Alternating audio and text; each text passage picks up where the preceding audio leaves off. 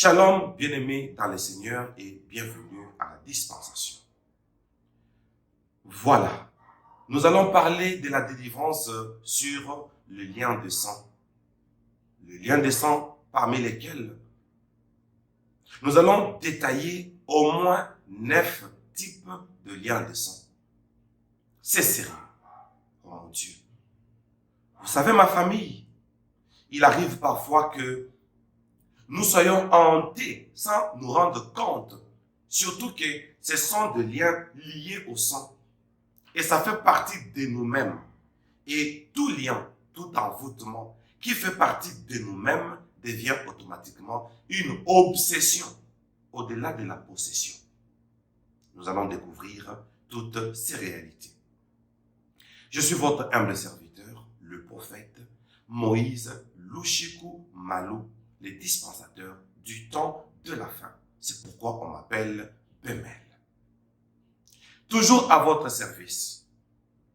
Nous voulons que ces instants apportent la délivrance à vous qui me regardez en ce moment et vous qui m'écoutez à la radio Mikpar aussi en ce moment.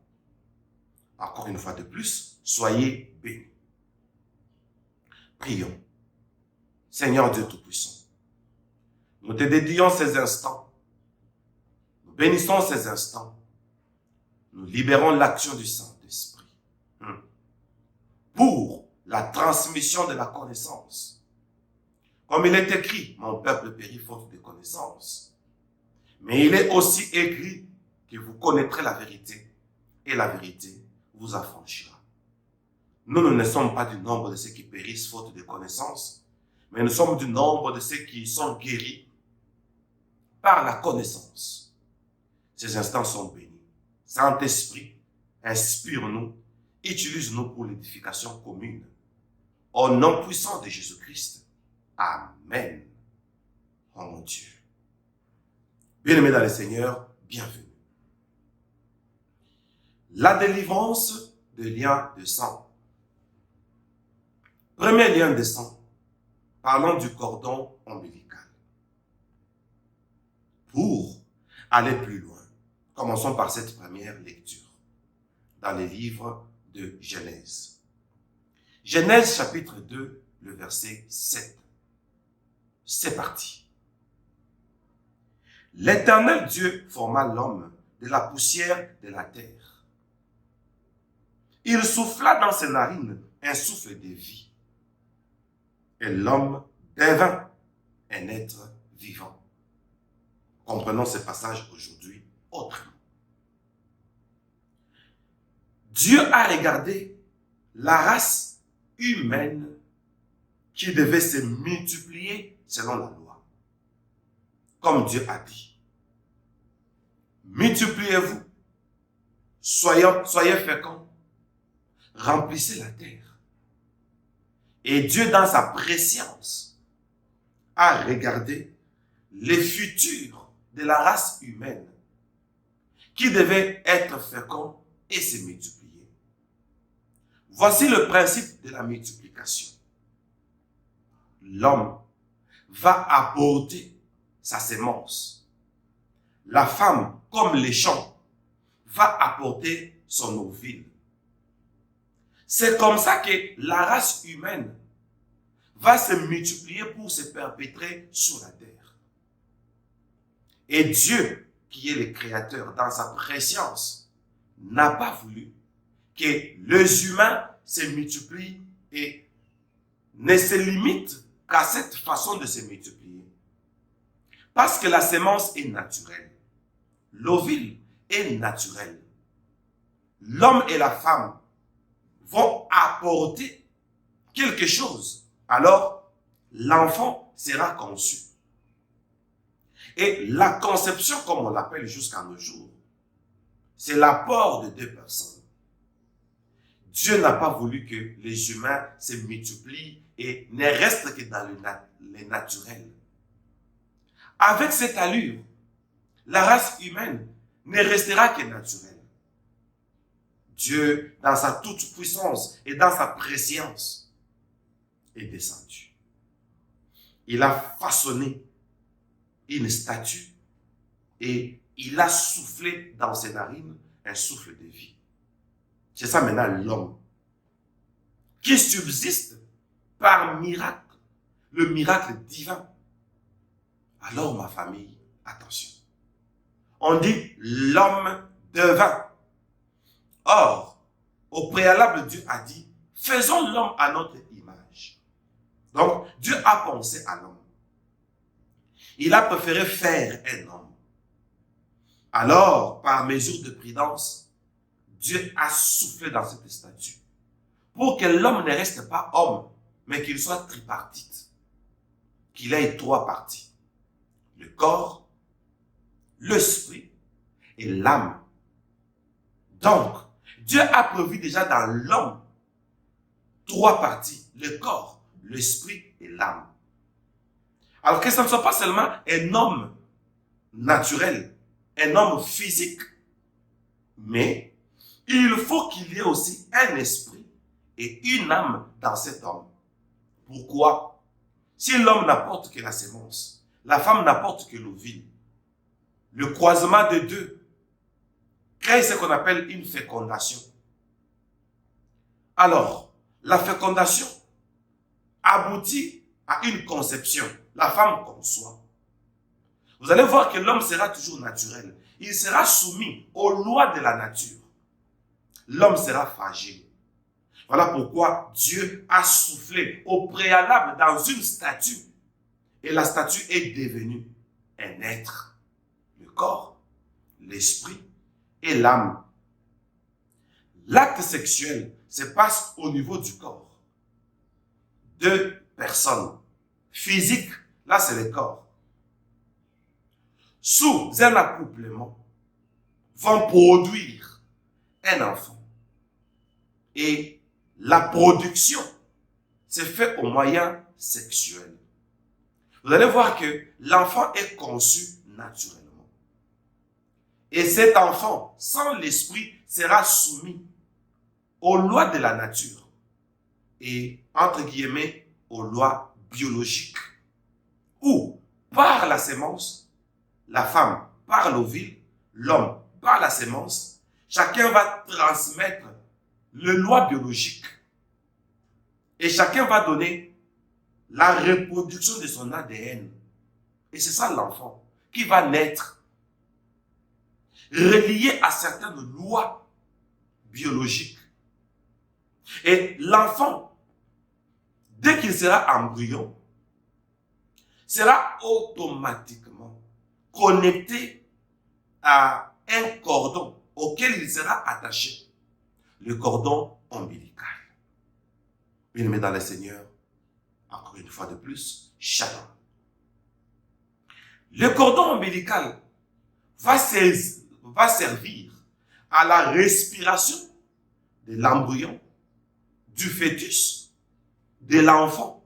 Donc, d'après les phases, automatiquement, on se retrouve attaché à un canal, s'il faudra l'appeler ainsi, le cordon ombilical. Ce canal va servir à l'enfant de la respiration. La maman va communiquer l'oxygène à l'enfant et la maman va communiquer la nourriture à l'enfant. Parlons d'abord de la nourriture. C'est par là que la délivrance commence. Par la nourriture. Il y a la loi de la transsubstantiation, telle que ça s'écrit là. Et c'est quoi une transsubstantiation? Lorsque, par nourriture, on est nourri, on reçoit une nourriture, mais cette nourriture va se transformer en une autre substance. C'est ce qu'on appelle la transsubstantiation. Si la maman n'a pas un bon état d'âme, automatiquement, elle va transmettre à l'enfant par cette nourriture. Et l'enfant est encore inconscient. Si la maman a un mauvais état d'âme, automatiquement, par le cordon ombilical, la transsubstantiation va se faire. C'est-à-dire, l'enfant sera envoûté de l'essai maternel.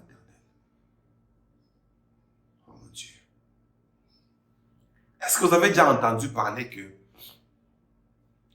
la sorcellerie transmise par une femme est difficile à partir? Oui, c'est par ces mécanismes. Le mécanisme de la transmission de la première nourriture.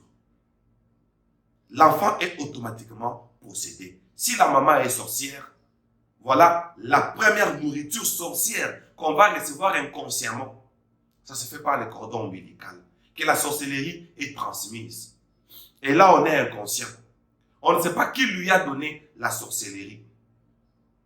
Et tout ce qu'on fera dans le monde sorcier, on trouvera que c'est normal. Parce que le jour de la transmission de la sorcellerie, on ne le connaît pas. Parce qu'on est encore inconscient. Voilà pourquoi lorsque la souffrance est venue dans la vie de Job, Job a maudit sa date de naissance. Dommage. Alors, si la maman n'est pas sorcière, la maman de la maman, qui est la grand-mère du fœtus, grand-mère du côté maternel, pourra aussi être sorcière. Si elle n'est pas sorcière, l'arrière-grand-mère sera sorcière. Si elle n'est pas sorcière, l'arrière-arrière-arrière-grand-mère sera aussi sorcière. Parce que cette génération, c'était une génération polythéiste qui croyait aux divinités. Le Dieu de la forêt, le Dieu des eaux, le Dieu du désert, le Dieu de la végétation, le Dieu du tonnerre et de la foudre. Et c'était ça leur croyance. Dommage. La Bible dit, Dieu punit l'iniquité des pères aux enfants jusqu'à la 3e et à la 4e génération de ceux qui m'haïssent. Automatiquement, dans cette souche, à partir du cordon ombilical, le cordon ombilical devient un diagramme. Et c'est ça le placenta. Où on est issu d'une source et on fait partie du diagramme. Relié par le cordon ombilical, et maintenant les malédictions et les lois négatives vont se transmettre des arrière-arrière qu'on appelle les aïeux. Donc vont se transférer des aïeux vers les enfants, c'est-à-dire des aïeux vers les générations futures. Voilà, les liens vont se transmettre de cette façon. Et on naîtra d'une manière possédée. Voilà la première possession, le cordon ombilical. Dommage. Alors, Dieu connaissant cela, il a dit que nous puissions former l'homme. Faisons l'homme. Et Dieu forma l'homme. Il s'est dit ça. Faisons l'homme. Alors il s'est dit, bon, formons l'homme à notre image. Et lorsqu'il a formé, il a soufflé. Parlons du souffle maintenant. Le souffle qui a été soufflé dans l'homme, c'était pour que l'homme puisse développer aussi un esprit. Pour qu'il ne reste pas seulement dans le physique. Alors j'ouvre la première parenthèse pour bénir. Vous bénir, vous qui me regardez maintenant. Que la puissance de l'esprit que Dieu a placé dans l'homme puisse maintenant s'activer. Le problème, c'est le manque d'activation de cet esprit qui était dans l'homme. L'homme va nourrir que le corps, la chair, mais il va oublier qu'il est tripartite. Il a la chair, il a l'esprit, il a l'âme. Mais l'homme va prendre soin que de la chair. Et voilà l'esprit. Lorsque l'homme vit dans le péché, cet esprit va s'éteindre. L'homme deviendra ordinaire. Les facultés spirituelles vont faire à ce que l'état d'âme de cet homme devienne un homme, ou bien une personne devienne une personne morte spirituellement. Parce que son état d'âme est lié au péché. Donc, les péchés tuent notre faculté spirituelle et ça rend notre état d'âme d'une personne morte spirituellement. Le péché détruit notre état d'âme. Et parce que nous parlons du péché, première question. Quel est l'état d'âme de nos parents, papa et maman? Nous devons savoir, dans la période où nous étions nés, En cette période, quel a été l'état spirituel de notre mère? Si, spirituellement, la maman n'était pas spirituelle, c'est-à-dire, elle n'était pas en Christ, voilà, elle nous a conçus physiquement. Et là, on reste dans le naturel. Elle ne va pas transmettre les facultés spirituelles à nous, parce que ça se transmet. J'ai une preuve. La preuve est que Jésus-Christ passe par là et il y avait Bartimée. On dit Bartimée, fils de Timée, était aveugle, mendiant, était assis au bord du chemin. Il a entendu du bruit. Il a posé la question, qu'est-ce qui se passe? On lui a dit, c'est Jésus de Nazareth qui passe par là. Et Bartimée s'est écrié pour dire, Jésus, fils de David, aie pitié de moi. Donc on a un fils de Timée et on a aussi le fils de David. Le fils de Timée est aveugle, mais le fils de David dit, je suis venu pour que les aveugles voient. Et que ceux qui voient deviennent aveugles. Donc il est venu pour les aveugles. Donc ce que le fils de Timée manquait, le fils de David l'avait. Oh mon Dieu. Pourquoi cette différence? C'est ça la preuve. Sur ce que nos parents ont transmis des spirituels à nous. Attention, bien-aimés dans le Seigneur. Bartimée était mendiant. Mais Jésus-Christ, le fils de David, était le pain de vie. Donc, c'est que Bartimée mendiait. Jésus-Christ était né sous une loi établie par son ancêtre David, qui a dit, j'étais jeune, j'ai vieilli. Je n'ai pas vu un juste abandonné, ni son fils mendiant son pain. Mais le fils de Timée n'avait rien investi dans son fils Bartimée. Tandis que David avait investi une loi qui luttait contre la mendicité. Voilà pourquoi Jésus-Christ, même si les gens avaient faim, il avait la capacité de multiplier le pain, 5 pains d'orge, et de multiplier le poisson, 2 poissons. Et 5000 hommes, sans parler des femmes et des enfants, ont mangé à satiété. Tout ça, c'est pourquoi? Parce que son ancêtre avait investi une loi dans ses descendants. Et ça fait la force de Jésus-Christ, fils de David. Voilà les premiers exemples pour lesquels j'avais ouvert la parenthèse. Pour dire à ma famille que l'état d'âme de nos parents peut nous fragiliser, tout comme peut nous vivifier et nous revivifier même pour nous fortifier. Oh mon Dieu, quel est l'état d'âme de tes parents? Ou quel a été l'état d'âme de tes parents, ton père et ta mère? Jésus, que Dieu nous vienne en aide. Ma famille, attention.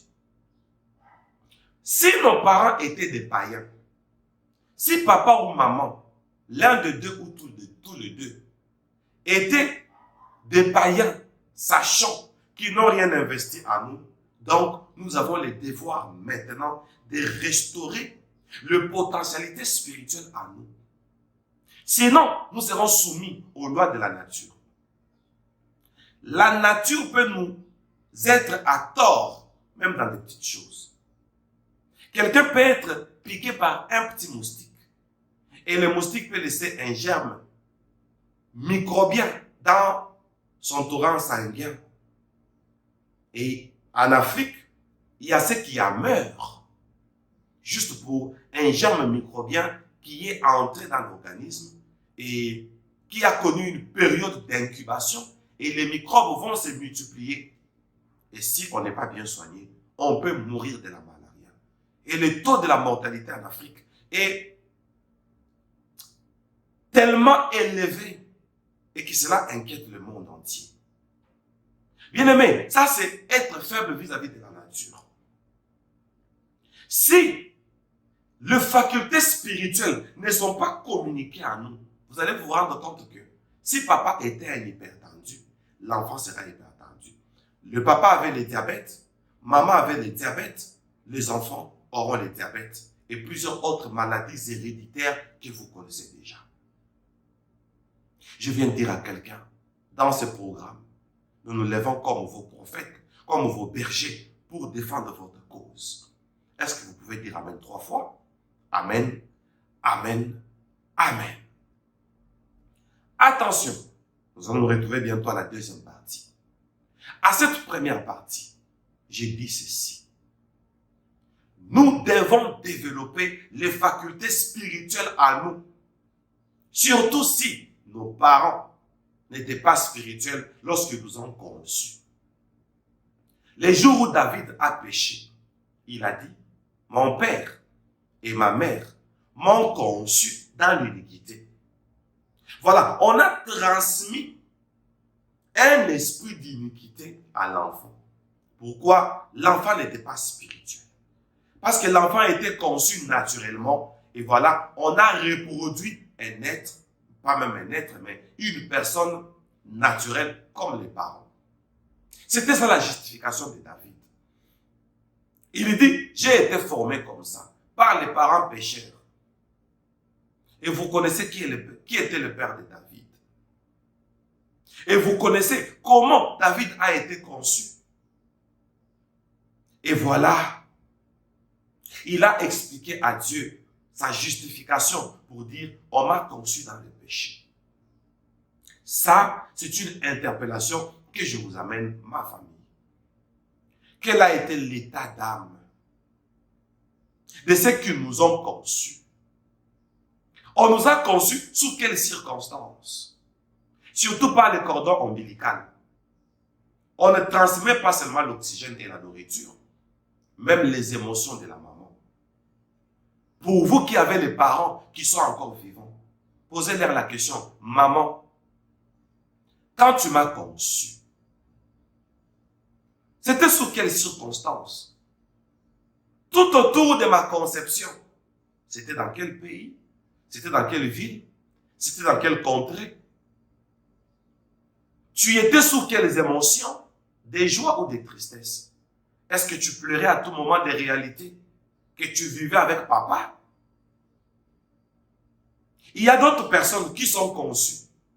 Juste après la conception, papa a nié la grossesse. Cet état de la mélancolie et des soucis, des plaintes et des pleurs, fera que cet état soit transmis à l'enfant. L'enfant va naître mélancolique. L'enfant aura le dégoût de la vie. Maintenant, le problème, c'est que l'enfant est conçu et on a transmis les émotions négatives dans l'enfant par les cordons ombilicaux. Précédemment, je viens de dire, si l'état d'âme de la maman, ou de la mère de la maman, ou l'arrière-mère de la maman, c'est-à-dire l'arrière-grand-mère, était sorcière, elle a transmis ça dans son enfant. L'enfant a transmis dans l'autre, l'autre a transmis dans l'autre, ainsi de suite, ça va arriver jusqu'auprès de vous. La sorcellerie inconsciente se transmet ainsi, par les cordons ombilicaux. Il faut une délivrance. Attention, je vais vous revenir très bientôt pour que nous puissions faire des déclarations et condamner ces choses. Mais pour l'instant, je viens proclamer auprès de vous, au nom de Jésus-Christ, la puissance du Saint-Esprit pour activer l'esprit que Dieu avait communiqué par un souffle d'Adam. Je viens proclamer pour vous une nouvelle naissance, qui est la naissance par l'esprit. La première naissance, qui célèbre la date de naissance, c'est une naissance naturelle. Au nom de Jésus-Christ, je viens proclamer la nouvelle naissance, qui est une naissance spirituelle. Recevez cela au nom de Jésus-Christ. Amen, amen, amen. Recevez une restauration, comme la Bible dit, ceux qui sont en Jésus. Voici, les choses anciennes sont passées et toutes choses sont devenues nouvelles. Au nom de Jésus-Christ, je proclame la nouveauté des vies. tel que papa et maman t'ont conçu pour une naissance naturelle, physique. Voilà deux personnes qui se sont unies pour créer une troisième personne. Ça, c'est vous. Aujourd'hui, je viens utiliser la parole de Dieu et l'Esprit de Dieu pour votre nouvelle naissance. Disons Amen 3 fois. Amen, Amen, Amen. Je déclare que tous les liens acquis par le cordon ombilical tombent maintenant. S'il y a une inconscience qui a créé une sorcellerie, que cette sorcellerie soit consumée maintenant. Je proclame le feu.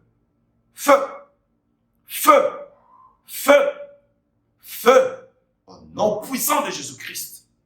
Aujourd'hui, là, c'est votre délivrance.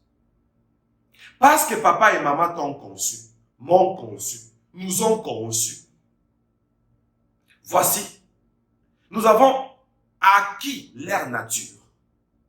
Mais par la nouvelle naissance, je proclame une transformation afin que la vraie identité, comme Dieu avait dit à Jérémie, avant que je ne t'eusse formé dans le ventre de ta mère, je te connaissais.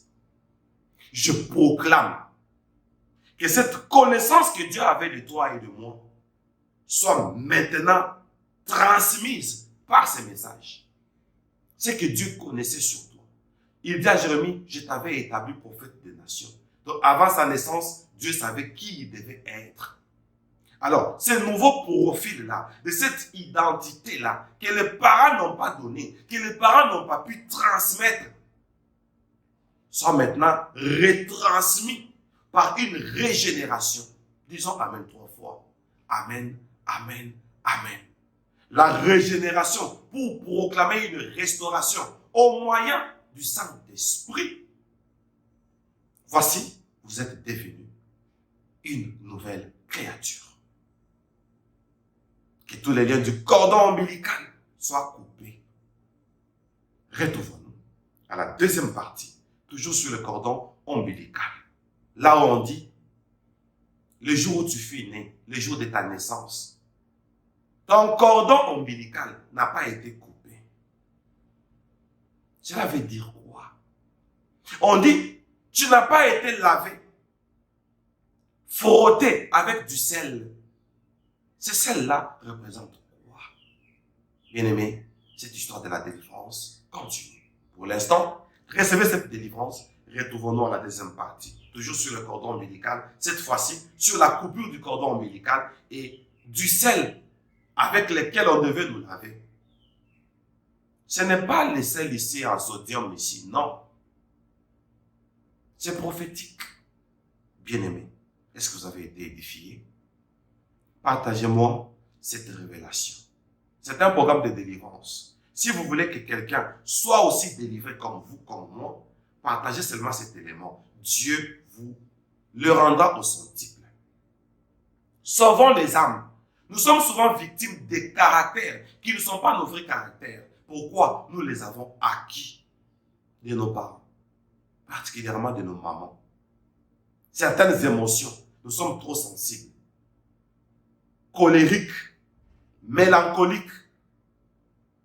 Ce sont les émotions que les parents nous transmettaient. Et surtout qu'il y a un trouble physiologique dans la maman lorsqu'une femme conçoit.